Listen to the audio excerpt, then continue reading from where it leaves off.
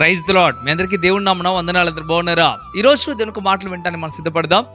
దేవుని మాటలు వినడానికి సిద్ధంగా ఉన్నారా? దేవుడు మనతో మాట్లాడును గాక. చూడండి, దీనికి వాగ్దానాన్ని మనం ధ్యానం చేద్దాం.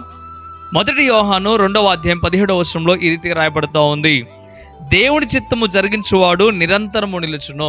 దేవుని చిత్తం జరిగించువాడు నిరంతరము నిలుస్తాడు అని దేవుని ఒక వాక్యం చెప్పబడుతూ ఉంది. ప్రియమైన బిడ్డలారా, ఒక ప్రశ్న ఎవరి హృదయాలకు వారు వేసుకోవడం చాలా ప్రాధాన్యం. ఈరోజు దేవుడు నిన్ను అడుగుతున్నాడు, నన్ను అడుగుతున్నాడు, దేవుని చిత్తాన్ని జరిగిస్తున్నామా లేదా? ఈ లోకంలో ఉన్నప్పుడు మనం తప్పక దేవుని చిత్తాన్ని జరిగించాలి. దేవుని చిత్తాన్ని జరిగించువాడు మాత్రమే నిరంతరం నిలుస్తాడు. మనం నిరంతరము నిలవడం అంటే పరలోక రాజ్యం చేరడం కానీ నిత్య జీవంలోకి వెళ్ళడం కానీ జరగాలి అంటే మనము తప్పక దేవుని చిత్తాన్ని మన పట్ల జరిగించుకోవాలి. దేవుని చిత్తానికి మనం లొంగగలగాలి.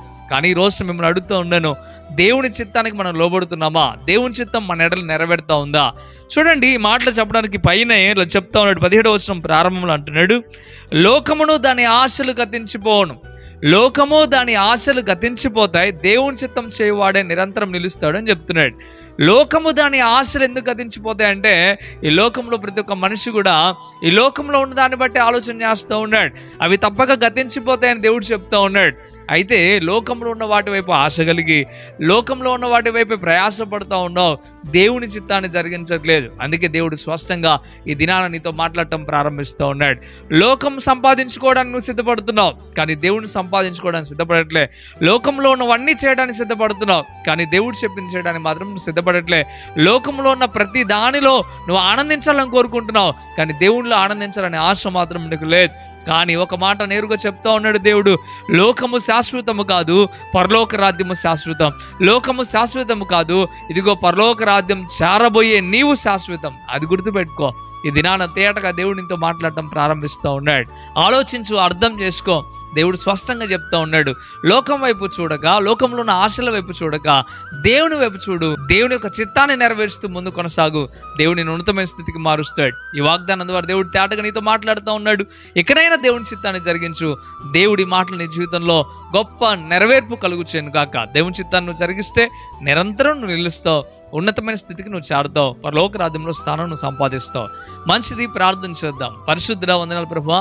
ఈ వాగ్దానం ద్వారా తేటగా నాతో మాతో మీరు మాట్లాడారు, అందుని బట్టి వందనాలు.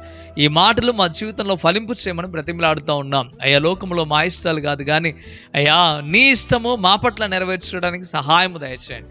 అయ్యా, లోకము గతించిపోతుందని తేటగా మీరు చెప్తా ఉన్నారు.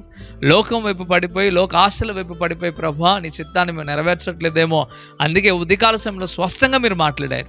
అందుని బట్టి వేలాది స్తోత్రం చెప్తూ ప్రభా, ఇకనైనా మమ్మల్ని మేము సరి చేసుకొని ఇంకా నీలో వర్ధిల్లుటకు సహాయము దయచేయమని యేసయ్య నామములో మిక్కిలి బతిమలాడి వేడుకుంటున్నాం తండ్రి.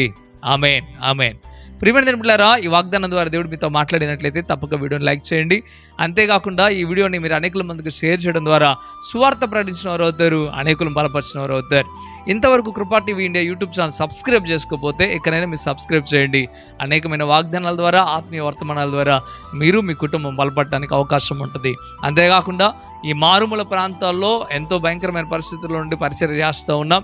ఈ పరిచర్యను మీరు ప్రోత్సహించాలనే ఆలోచన మీకు ఉన్నట్లయితే తప్పక మీరు మాకు సంప్రదించండి. మీకు అనేకమైన విషయాలు తెలియజేస్తాం. ఈ పరిచర్యలో మీరు కూడా పాలిభాగస్తులు కావాలని ప్రేమతో కోరుకుంటా ఉన్నాం. మంచిది, దేవుడు మిమ్మల్ని మీ కుటుంబాలను దీవించును గాక. ఆమేన్. God bless you.